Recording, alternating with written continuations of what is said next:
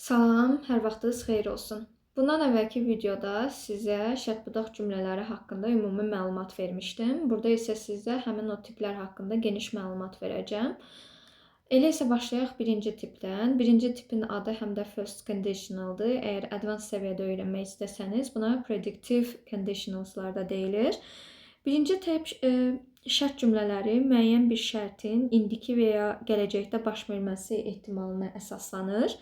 Və digər cümlədə dediyimiz kimi, videoda dediyimiz kimi siz if üstəgələk simple presentdən istifadə edirsiniz və onun digər tərəfi will ilə olmalıydı. Lakin biz bu videoda nəinki will ilə, həmçinin onun can, may, should və feilin birinci forması ilə düzəlmə qaydalarını öyrənəcəyik. İndi isə keçək birinci tip şərt-budaq cümlələrinin qaydasına. Məlum olduğu kimi, yəni biz burada if-i gördük. If-ə əsasən deyə biləcəyik ki, şərt hissə if ilə verilir.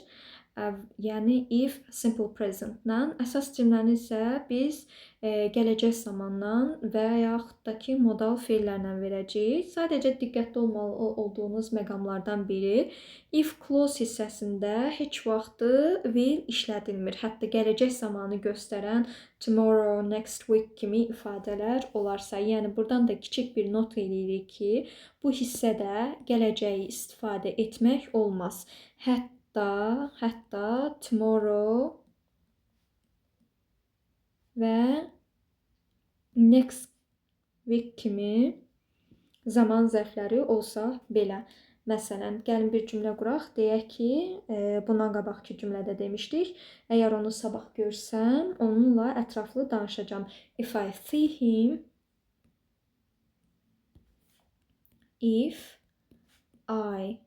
see him, tomorrow. Yəni buradakı tomorrow sözü sizi çaşdırmasın. Bizim bundan heç bir işimiz yoxdur. Niyə? Çünki əsas olan budaq cümlə if-lə bağlandığına görə orada will işlətmək olmaz. Və cümləni vergüllə ayırıb deyirik ki, I will talk to him in detail. Bu şəkildə istifadə edəcəyik.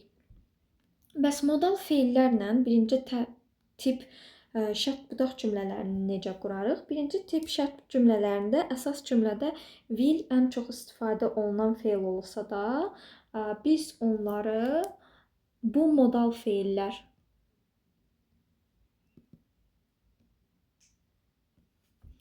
can, may,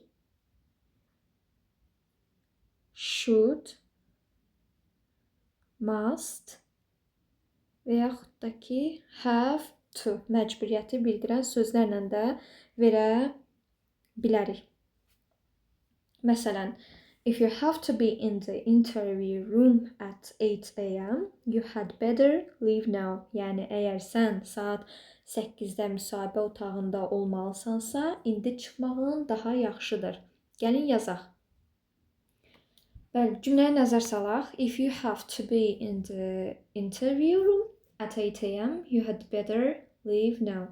Yəni, burada baxacaqsınız ki, birinci tərəfdə have to modal feil var və digər tərəfdə had better ilə verəcəksiniz.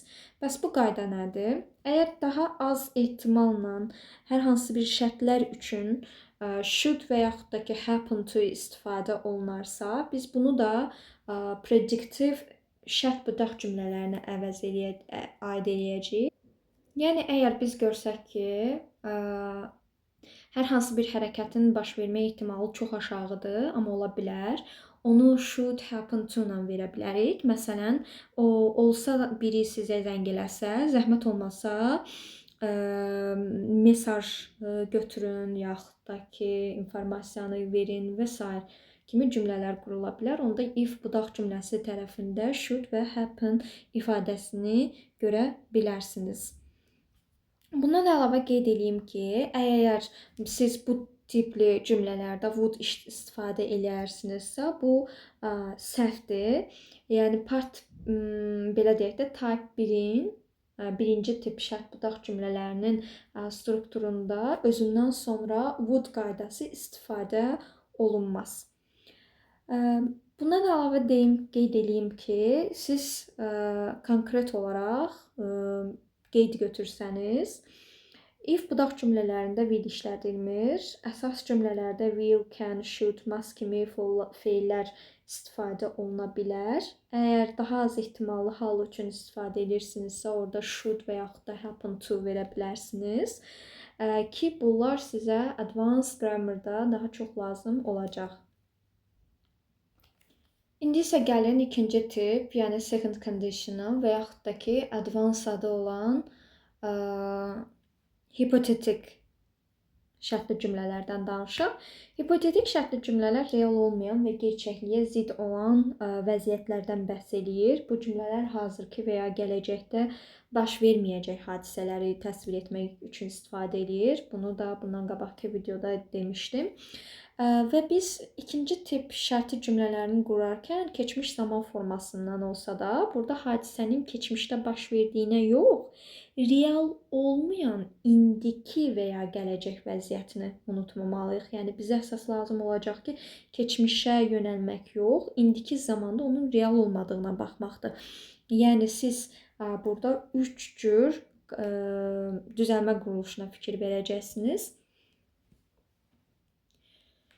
Hər düzəlmə qaydasına baxaq.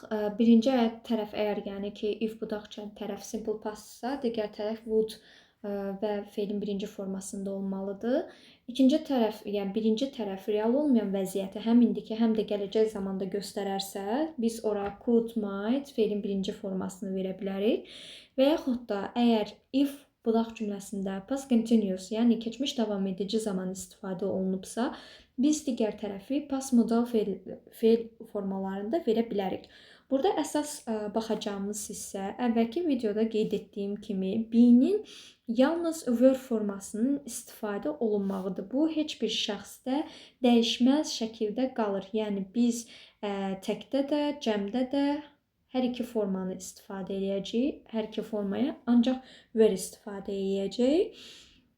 Yəni if I were you desək, burada real olmayan bir vəziyyətdir. Çünki mən siz ola bilmərəm, yaxud da ki, siz mən ola bilmərsiniz. Ona görə də burada məsələn if I were you, mən siz ola bilməyəcəyimə görə və yaxud da ki, siz bir başqa ola bilməyəcəyinizə görə, bu da real olmayan vəziyyətlər kateqoriyasına girdiyinə görə onun digər tərəfi də could, might feilin birinci formasında ola bilər. Hətta digər feil formalarına görə də uyğunlaşa bilər. Yəni şərt deyil ki, burada simple pastdırsa, burada ancaq would olsun, digərləri olmaya bilər.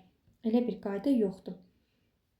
Bundan əlavə, biz modal feillərlə hipotetik, yəni second conditionalı qurarkən icazə və yaxud da ki, bacarıq olan kateqoriyaya baxmalıyıq. O da özünü could-da və yaxud da ki, might-da göstərir. Əgər ehtimal veririksə, burada past modal feilini istifadə etmək olar. Təbii ki, zərurət və məcburiyyəti də vermək olar. Second conditionalda ən çox advanced cümlə strukturunda istifadə olunanlardan biri də were to üstəgələr feilin birinci formasıdır. Bəs were to plus were 1 nədir? Bu gerçək olmayan gələcəkdir.